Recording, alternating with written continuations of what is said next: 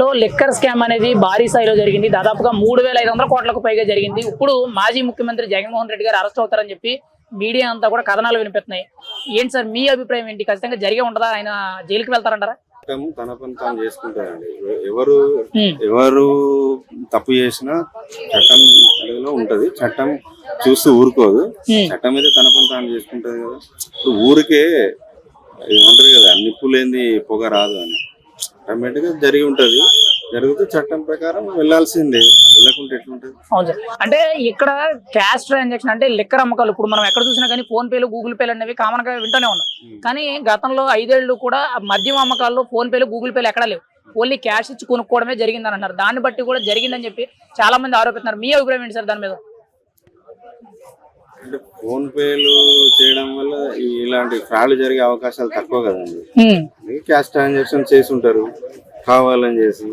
ఇప్పుడు ఏదేమైనా లిక్కర్ గురించి మొత్తం సరే, ఆయన మాట్లాడిన మాటలకు తర్వాత చేసిన విధానానికి ఎక్కడ పొందలేదు. అప్పుడు మద్యాన్ని కంప్లీట్ లేకుండా చేస్తామన్నారు జగన్మోహన్ రెడ్డి. ఇప్పుడు వచ్చిన తర్వాత ఇంకా మద్యం రేట్లు తెలంగాణ కంటే ఏపీలో హై ఉండేవి.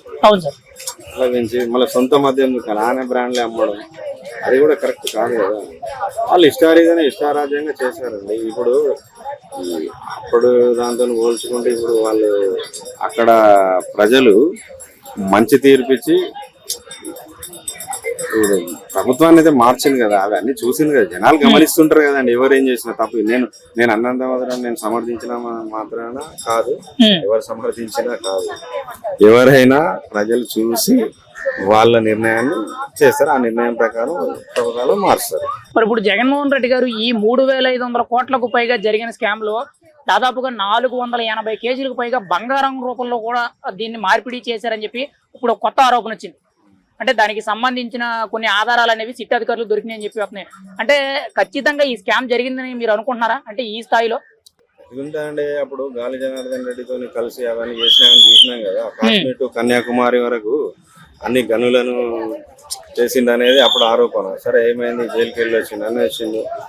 ఒకప్పుడు జగన్మోహన్ రెడ్డి అనే వ్యక్తి ఏ స్థాయిలో ఉండే, ఇప్పుడే ఉన్నది, ఎన్ని అంతలు అసలు అక్కడిక్కడ వాళ్ళ ఆస్తులు అవన్నీ చూస్తే అర్థమవుతాయి కదా.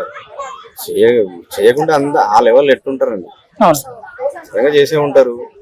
చేయండి ఆరోపణ ఎట్లా వస్తుంది? ఎవరైనా చేస్తేనే ఆరోపణలు వస్తాయి. సరే, దాంట్లో అంత ఆరోపించినంత లేకపోయినప్పుడు ఎంతో కొంత అయితే ఉంటుంది. ఇప్పుడు ఫైనల్ గా ఏపీ లిక్కర్ స్కామ్ లో జగన్మోహన్ రెడ్డి అరెస్ట్ అయితే ఎటువంటి పరిణామాలు ఉంటాయంటారు?